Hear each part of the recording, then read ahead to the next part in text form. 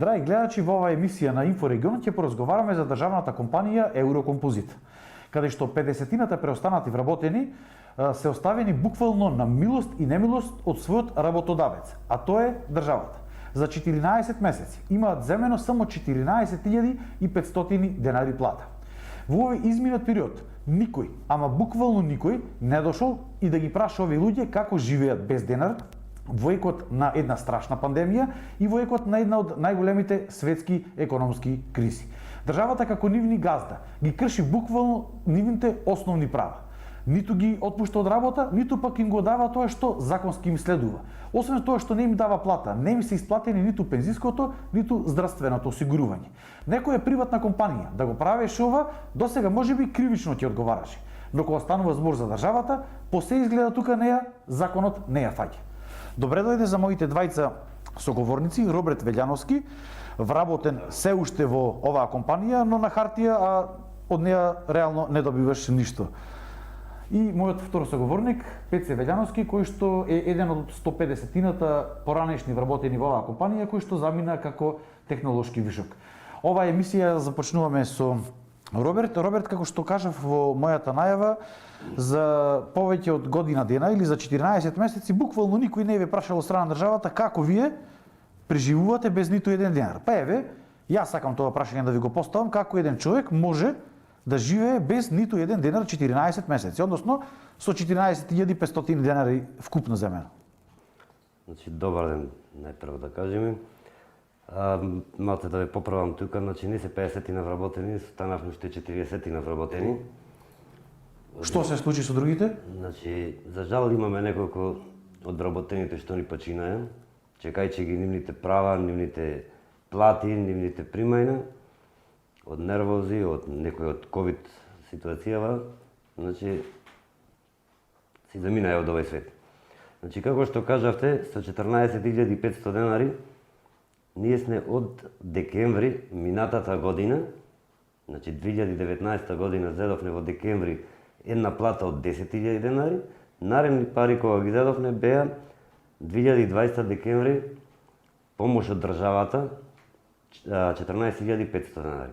Значи, тие не се помош од државата, ние одевме на протести во Скопје и ги замоливме, побаравме барем една плата колку да можеме некоја сметка да платиме, да ни биде исплатено. Ни кажа како државна фирма, нас не следува програмата ковид мерки. Како се сожалија, што направија, не знаеме, важно една плата ни дадоа 14.500. Значи, повеќе од една година, ние живееме со 14.500 денари. Како се живее? Значи, сигурно вие нешто работите. Дел од вас сигурно работат, ајде така да кажеме, и на црно, односно непријавени, затоа што се водите како вработени во оваа компанија државна, каде што не земате никакви примања, а мора човекот нешто да живее. А со тоа на еден начин државата ем што не ви дава пари, ем ја потикнува и сивата економија. Значи, дел од вработени кои што се чувствуваат помлади и поспособни, секако дека одат некаде, работат на црно во некои конфекции, во некои приватни фирми. Значи, тие самите барат да не бидат осигурани, затоа што и да сака да го вработи, нема кој да го испушти од работа, нема кој да му ги среди документите за да си замени. Значи, се живее претешко. Има луѓе што работеа по двајца, сопруг и сопруга. Значи, тие како преживуваат не знаеме. Дел од вработените се занимаваат со некое земјоделие, ама како што гледат и земјоделиево дека е на нула. Значи, тотално сме заборавени од државата. Не беа ветувани и брда и долини пред да дојдат на власт. Откако дојдеа на власт, никаде ги нема. Додека бевме заедно со штрикувачкиот одбор, пред да бидат испуштени тие од работа како технолошки вишок, ние одевме по протести, по штрајкови, одевме в Скопје, голема група на луѓе бевме. Успевавме по некој денар да извлечеме од владата. Откако не разединија, ние останавме, ни едните зедоа пари, ни другите. Не ви се исплатени ни освен платата, ниту пензиското, ниту здравственото осигурување. Живееме една година во една од најстрашните пандемии што може би ги имало човештвото досега. Како се лечите без здравствено осигурување? Значи, како се лечиме? Се лечиме на приватно. Се досега си плаќаме на приватно. Јас лично за моите деца, значи се случило, тие се мали деца, имаше проблеми не со ковид ситуацијава, имав скршеница. Јас за таа скршеница на нога платив не 8.000 денари на приватно. А истата требаше да кошта 700-800 денари. Значи, луѓето тотално се заборавени, немаат ни здравствено и се молат на Бога само да не се разболат. Кога последен пат сте имале контакт со некои од државните представници и што ви рекле? Последен пат со министерот, со вице-премиерот Бетичи, мислам дека беше, 4 октомври 2020 година. Значи, тогаш ние побаравме од нив помош, исто да влеземе во пакетов мерки, ни кажа дека не можеме да влеземе и спеавме да речеме само една минимална плата. Од тоа до сега немаме ни представник на државен капитал, значи тој што беше представникот што требаше да ги средува документите за придонесите, требаше да се повика, да се свика собрание, да се донеси одлука. Значи, дали намерно или по која причина е отстранија од представник на државниот капитал, сега нема никој да ги средува тие работи. Што се случи во моментот во фирмата? Во моментов обезбедува полицијата. Значи, кога беше во добра кондиција фирмата обезбедува по 10 стражари во смена, а сега еден полицаец. И пред нивни очи влегуваат арами и кратци, како и да ги наречеме, и од фирмата се кради, се плячка. Значи, фирмата е опустошена до безкрај. Пеце, во 2019 година државата донесе закон, мислам дека, ако добро сеќавам, беше месец октомври, изгласан 10 октомври. Да, изгласан и во Собранието на Република Македонија, потоа излезен и во службен весник.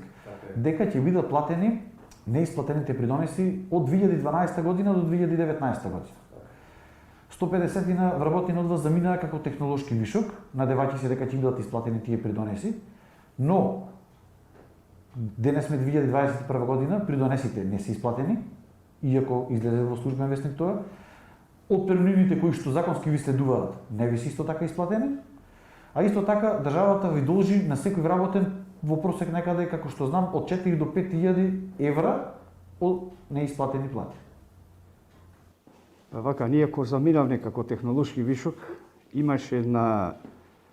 Значи, ние се заминавме со една цел да фирмава тргни напред, еве, многу луѓе превработеност, ја и 155 ние заминавме како технолошки вишок, и да остани фирмава со 5-60 души, да може да работи. После да се продај, нажалост, од тоа ништо не видно, ние заминавме, ни се продаде, ни за тие 50 не може да обезбеда работа. Како што кажа Роберт, се ветува и брда и долини. Доаѓа и министри, се надевавте се дека ќе тргне десетина фирмата. пати вефике вице-премиерот Кочан Жуш. Најмалце 10 пати. Мене ако ме прашуваш, ако се прашувам јас, и бидејќи е државна фирма, директори, управен одбор, клава државата. Не требаше ни 4 години ние да не малтретираа по улици, знаете и вие идевте со нас, по штрајкови, со шатори спијавме, шо не направивме. Требаше на првиот состанок да се реши проблемот, да се плата придонесите, така и беше ветено од премиерот. Нажалост, него уште е тука премиер. Месец 17 година. Колку пари се потребни вкупно да се исплатат сите придонеси? Па негде 2,5 милиони евра се потребни за придонесите да се плата за сите вработени. Тука спајджаме ние, тие, мислам, ние технолошки вишок, и околу 410 луѓе се опфатени, кој една година, кој 6 месеци, кој 3 месеци, и пензионери, сите се опфатени. Значи, се нас е список е околу 410 луѓе. Токму заради тоа, како што знам, земат и помали пензии. Не помалце, него порно технолошки вишок да си продолжи, мисле, појче ќе земаме неко пензија. Еве, колеги си заминува, вака се средуваме, се почнувам уште за некој месец за пензија, кој 10, кој 11, со 36 и 5, со 37 години работен стаж. Стварно, страмота е Тона Заев. Не знам колку писма ја лично му напишав него. Нажалост, последниве нема ни одговор, не дава ни одговор човек. Сакам да ве прашам едно прашање еве и до двајцата. Што е проблемот со Еврокомпозите? Дали оваа компанија вистински не може да тргне да работи затоа што е можеби презадолжена, нема доволно млад кадар кој што може да продолжи да работи, или пак немате доволно опрема? Или во крајен случај државата нема волја да оваа фирма да проработи. Значи прашање и до Роберт и до... Можем јас да одговорам на ова прашање. Значи, 2017 година премиерот Зоран Заев и вице-премиерот Кочован Джушев беа на отворање, значи ке приватник за кој што ние работевме како предузимач фирма. Тој идеше во Прилеп, ги виде сите технологии од кај нас и си отвори фирма во Скопје со поддршка на премиерот и на вице-премиерот. Значи целта му е најверојатно нашава фирма да ја згасна за да работи нивната фирма. Реално можете да произведувате опрема како што се бара според денешните стандарди? Во оваа ситуација сега како што е фирмава, не. Се додека не се уклучи струја, додека не се повика вработените и да се треба уште да се вработат луѓе, јас мислам дека за нашата армија и за нашата полиција можеме ние да произведуваме балистичка опрема. Еве, за тие што не знаат досега што произведуваш Еврокомпозит? Значи, ние произведувавме за полицијата и за армијата балистичка опрема, панцири или елеци, балистички елеци и шлемови, томфи, произведувавме штитови за полицијата. Значи, се што е потребно од опрема за полицијата и армијата. Полицијата и армијата сега од каде ги набавува овие работи што вие можете да ги произведите? Значи, ви кажав, најверојатно од приватни фирми. Петце, досега беше ветувано и дека доколку државата не ја работи оваа компанија, дека не ја ќе земи странски инвеститор. Зошто досега не се појави некој странски Нажалост, инвеститор? така беше. Тој беше и уште преживеаш кога кажав дека кога заминавме ние, тоа беше и дека ќе дојде странски, веќе се знаеше кој е странски инвеститор, уште името да му го каже. Така ни кажува, дали постоеше или не знаеме. Да се плата овие придонесиви, да се намали цела сума што во моментов, негде околу 5 милиони, 5 и нешто евра беше, се може и уште појче, Господ знае се колку е, немаме веќе информација на година и фазно немаме. Купниот долг. Да. Купниот долг, тука има како се вика овие Стопанска банка, други добавувачи што со камати, со извршители, тој само се крива. Нажалост, државата не презема ништо, зошто не знаеме, дали не е заинтересирана. И кој што рече Роберт, може. Лежи зошто Еврокомпозит пропадна и се отвори иста ваква наменска фирма во Скопје со истите производи. Ние гледавме на телевизија пуштањето. Не беше 2017, беше подоцна, 2019 мислам беше отворањето. А тој идеше човек, аз го знам лично, да не споменуваме се имена, не е убаво. Идеше тука, веројатно со некој наши, технологијата е земена, купена, како е, шо е, Господ знае, човекот се произведува. Може би и дел од производите што требаше ние да му испорачаме, што требаше да живеат тие 50 души што остана, ги набавува од таму. Дали е вистина дека некој од министрите во владата ви рекол дека сега и поклон да му ја дадат некој странски инвеститор, нема да ја земе фабриката? Јас правевме со представникот на Обштествениот капитал. Јас и сега мислам дека фирмава има капитал доволно, ако се плата придонесите, со оне капитал има сепак инфраструктура, има земјиште, има преку 3,33 декари земја, има хали, може тие 3 милиони евра што и борчи на добавувачите да се исплата и може фирмава. Сега веќе нема ни кадар, јас не верувам сега или да почне, ама може барем да се исплата за останатите плати, борч према работените. Да кажеш да со тоа да со стечење. да се продаде фирмата, Да се продаде фирмата или да се оди со... Зошто не се оди? Значи го гледате единственото решение во Само возгаснување? за нас вработениве тука го гледаме спасо ако нешто може да се направи. А вака само пропаѓа фирмава Тони. Веќе оден наден, кој што кажа, јас веќе немам информација, се кради, ти еден полицаец да варди, па и струја нема. Како чела, јас не знам тој човек. Да пој договори, а фирмава е, кој што реков, 3 километри. Дори да пој договори, ќе нема теорија. Такви имам информации дека се изнесува, дали е точно или не. Малку исто така имаше една пријава дека станувало збор за кражба, тоа беше пред нецела недела дена, како што знам. И јас сакам само да нагласам. Уште 2017 година ние вработените имавме поднесено кривична пријава за недомајчинско работење на директора што го донесува, што ветуваше дека ќе биде од Охрид Александар Кузевски се викаше човек. И ден денеска стои во јавно обвинителство. После имам уште една за исто втор директор што го хладуваат и како се Златко Граворовски и за него нема ништо ажурирано со кривичната пријава.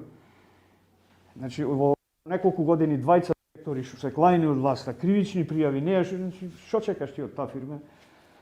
И толку е заинтересирана веројатно и власт. И си ги крие. Не знам, многу работи онде се крија тајни, не знам што е. Значи оваа фирма, да бидем искрени, се пусти не само за време се некој да не свати погрешно за оваа власт, него и за време на претходната, затоа што придонесите не се платени од 2012 година. Така да и претходната власт. Точно, придонесите не се платени од 2012 година, не сакам и јас да ги брана мените или другите. Значи, владата секогаш ги местеше директорите, и јас барем сум од 2001 година. Значи, секоја промена на власта се сменува и директорите. Не плаќа ја придонеси, ама на два пати со ВМРО ДПМН, значи не сакам да ги спалам или да ги бранам, на два пати не исплатија нас. Значи до 2012 година, како што не се плаќаше исто како сега, со истиот закон што ставивме до владата што го изгласаа, значи тие придонеси ни се платени после неколку години. Значи како сега 7 години и 8 не се платени, владата ги исплаќа и продолжуваме нула. И ние секогаш зборувавме зошто еве владава ви ги простила обрчовите, зошто од денеска натаму не почнете да работите од нула со плаќање на придонеси, со плати, со... И што ви викаат ново кој ќе го предложите како решение?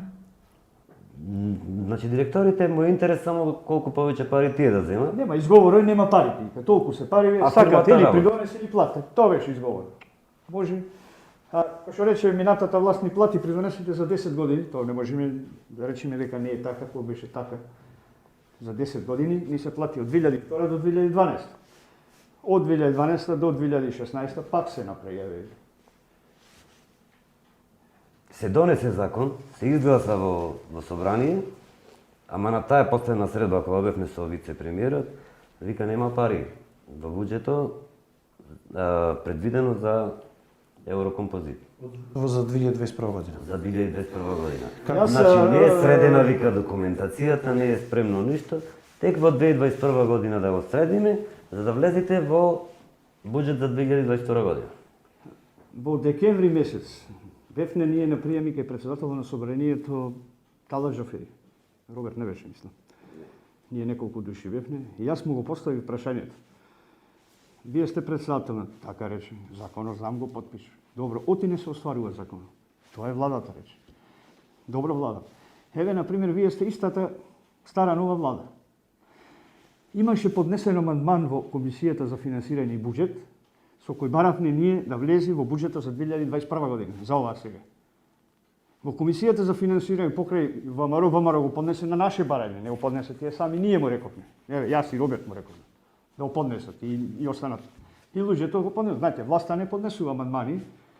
Го поднесува, оти ви реков, вие не гласавте партија ваша за закон, гласавте сега за ова. Не ми даде човек одговор ништо.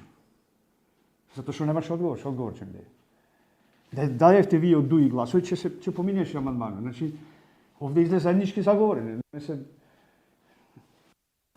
Како крајна мерка, прашање за крај за двајцата, како крајна мерка излезе да го гледавте во некаква тужба до Страсбург, можеби до да ја тужите Република Македонија. Дали се уште го гледате излезе тука? Значи да, ние имаме разговарано со неколку адвокати. Значи најпрво ми се бара од адвокатите да поднесиме барање до Комора на извршители со предложение, значи да ни образложат зошто досега сите тужби што ги имаме поднесено против фирмата не е ништо извршено во наша корист. Значи како што имаме сознание, сите тие извршители кои што имат добијано намерно не извршуваат, најверојатно некој ги потплаќа, е помала сумата што треба да му е исплатена на извршител, отколку што треба ние да ги земеме тие пари од државата. Значи ние чекаме сега од Комора на извршители да ни достават зошто тие двајца тројца, да не ги спомнуваме по имена извршители, зошто во овие 10-12 години немаат извршено ништо. После тоа почнуваме со обновување на тужбите и ќе одиме таму, не знам како е процедурата, апелација, врховен, и последно станува да се тужи во Страсбург. Пред се види како поранешно работите, не станувате ново, така? Ние, ако тужиме, ќе тужиме заедно, нема Сите ние заедно. тие сите заедно ќе одиме. Значи сите 410 кои што реков, и вработени сегашни, да ги речем условно, ние технолошки вишок. И овие пензионери сите заедно ќе одиме со единствена тужба. Прајвнат со неколку адвокати, да ви кажам наискрено, избегава да тужа против државата. Тоа е најотворено.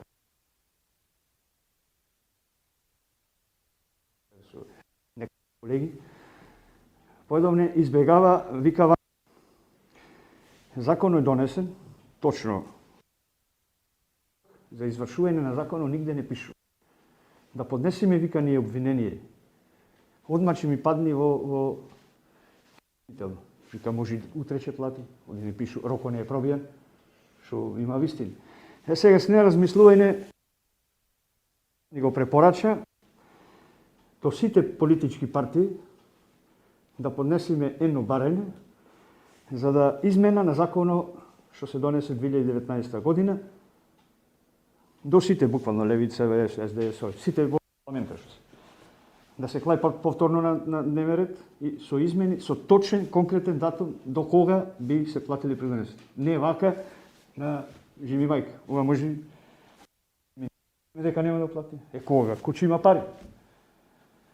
Само сега се изборичка работи, сега па немаме на обществениот капитал. Па не ни клаваат.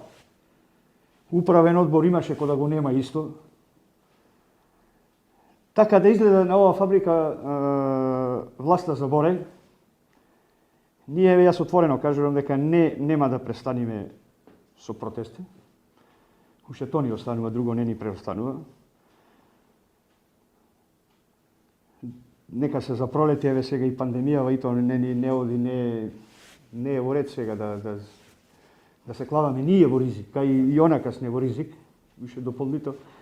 Да се Па да видиме, да се надеваме што ќе биде днес. Дека нема да дојде до тужби, до нови протести и дека за кратко време ќе се реши целиот случај со Еврокомпозит.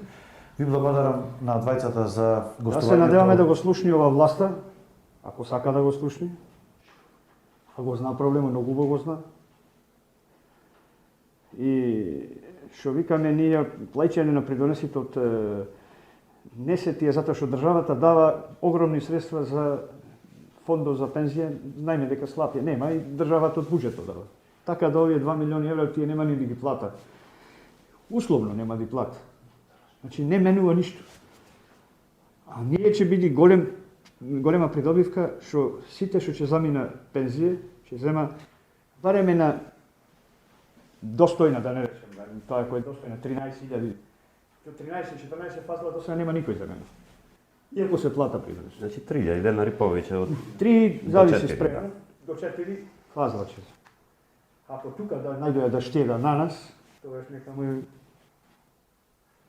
Уште еднаш ви благодарам за гостувањето, разговорот и се надевам дека овие апели ќе стигнат до таму каде што треба, односно до државата која што е сопственик и газда на Прилепски Еврокомпозит. Драги гледачи, тоа беше емисијата Инфорегион со повеќе новости во наредното издание.